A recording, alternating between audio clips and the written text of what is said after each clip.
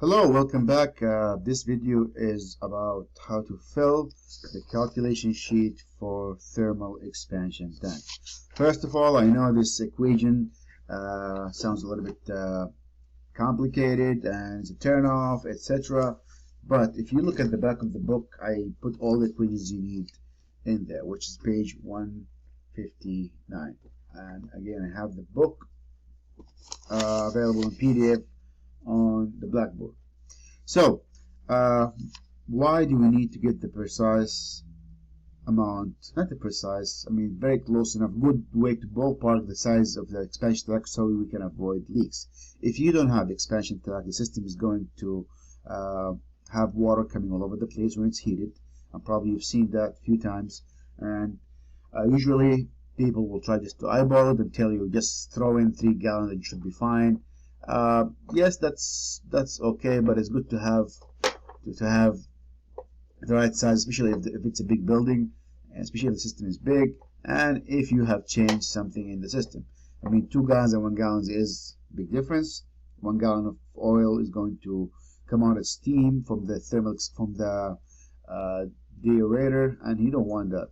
So again, you can ballpark it if you want to, but I'm showing you how to do it properly and know what size tank do you need. Okay, let's get on with it. So to do this thermal expansion tank, first of all, have this page, which is 159 next to you, and you can use this chart. This chart is divided into two equations. Let's look at them. And this is what we're trying to solve. I'm just trying to break it down for you so you can run your calculator without issues and to eliminate the mistakes that can happen. So let's look at those things, and you can find the definition of what they mean, because it makes it a little bit neater to have them as acronyms or abbreviations. So P charge and P fill, that's the first thing that you have to calculate when you do these calculations. P charge and P fill meaning the existing pressure in the water in the system. We said water has a lot of weight, and that weight can create pressure, and pressure is force over area. So that is the pressure inside the system. And P charge, I'm going to raise it up here, it's coming from the height of the system. That's the highest point in the system. Let's say like the 3rd stories or whatever, it's going to be again in feet. So you're going to go all the way to 13 feet, the highest point of the system. The height of the tank is the expansion tank. How high is it from the floor? So if this is my house, this is the boiler, this is the piping, and this is my expansion tank. How high is the expansion tank from the floor? Usually it's 5 feet. Going all the way, and this is the height of the system. Okay, so let's go on. So let's say the height of the system. I'm going to use one of those examples I gave you in the class. So I did print out a few examples for you to practice on. I have them with me here. Find it. So let's look at the first example that I gave you in the blackboard for practice. So we have here 1-story house, ceiling height 10 feet, T-hot, piping size, and 200 feet long boiler. Feet long pipes, and the boiler is 500,000. We're going to use all this information. So it's 1-story height, so it's going to be only 1 story. So from here to here, which is not that much. So I'm going to go from the basement, which is 5 feet, to all the way to the highest point of the system, which is probably around 8, let's say 10 feet. From here to here is 10 feet. So 10, and this is 5, and here, so this is height of the system, height of the tank. D cold. D cold is not T cold. I mean, I am dyslexic, but not this bad. So D cold is density, and T cold is temperature. So if you look at this table here, and again, please pay attention to that, because it will make a difference. D cold is the density of the water when it's hot. So we said here the D cold, if you look at the sheet over here, I give you some information, is 60 degrees. So we're assuming the water is at 60 degrees every time the system is cold, and that translates to 62. Let me show you. So do D60, 62.37. So I'm going to put here 62.37. I know these little forms are very small. It was meant to be filled digitally, so you can kind of change the space. They look like the DMV forms, but we're doing what we can. So 5 here. I did not anticipate for me to fill this by hand.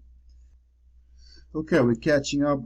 Something I had a glitch in the recording, but we stopped in here. Me filling those forms over here, and we did find the D cold. We carried out, divided 62.3 over 44, we get 0.43, and we carried out the 5 over here. 10 minus 5 is 5. We got the numbers carried out to the second line, and you multiply first, then you do the addition. Remember PEMDAS, which is the order of operation. So multiplications comes before addition. We multiply those two together, we get 2.15. You add to the 5 over here, and we get 7.15, and that's the first number. Then we move on to the second part, which is the volume of the water in the system, and we said the volume is consistent of the volume of the tank, volume in the pipes, and volume in the radiators. Again, most radiators are 3/4 of a pipe, which is very consistent with the pipe length, so you can avoid them. And if you look at the problem here, first problem did say neglect heating unit volume, and here's the volume. Here's the BTU of that boiler. A lot of the time they give you the boiler volume and it's labeled on it, but if not, you can use this little equation over here. So what did I do for this so far? I'm going to get a little bit closer so you can see it.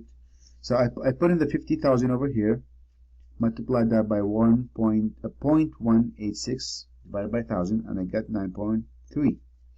For here, this is the volume, the pipe volume per foot, which is from page 160, the last page ever in the corner. If you look here, there is this table that shows you what is the gallon per foot for the size, and since we have 1 inch, this will be 0.46. So I put the 0.46 over here, 0.046 in here, multiplied by the length, which is 200. This came from the provided equation, and in your case, it's going to be the calculation that you have for the entire pipe length in your house.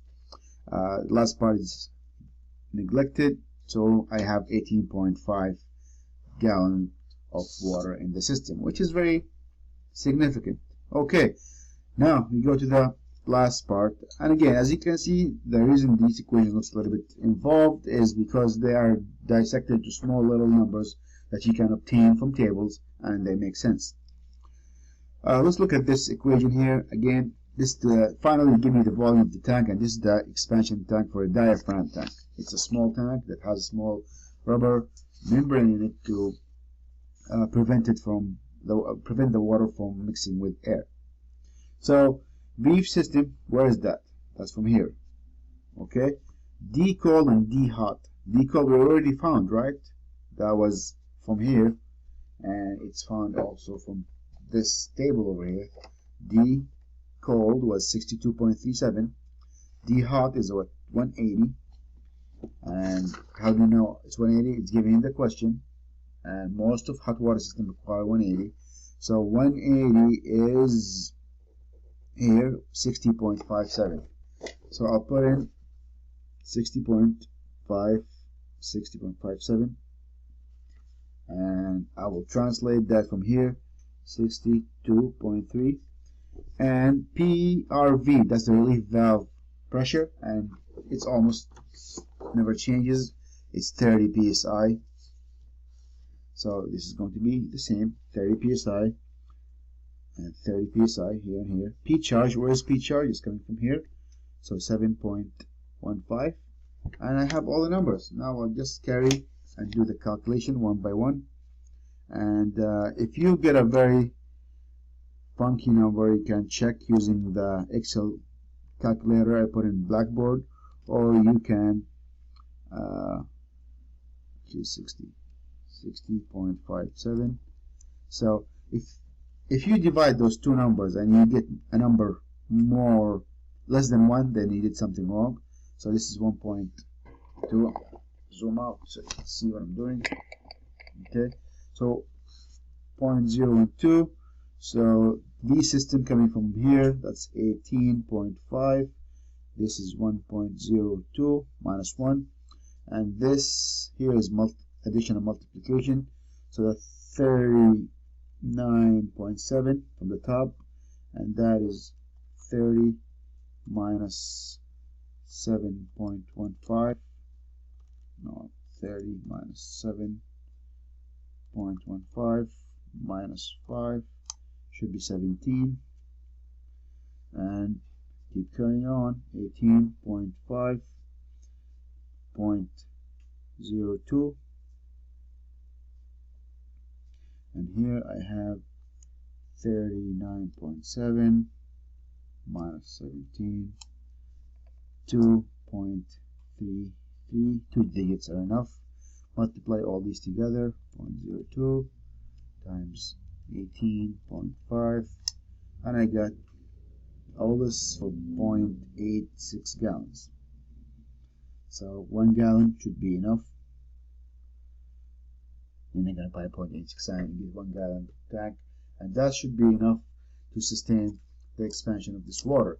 So if you get 2 gallons, you should be good. 1 gallon will be better.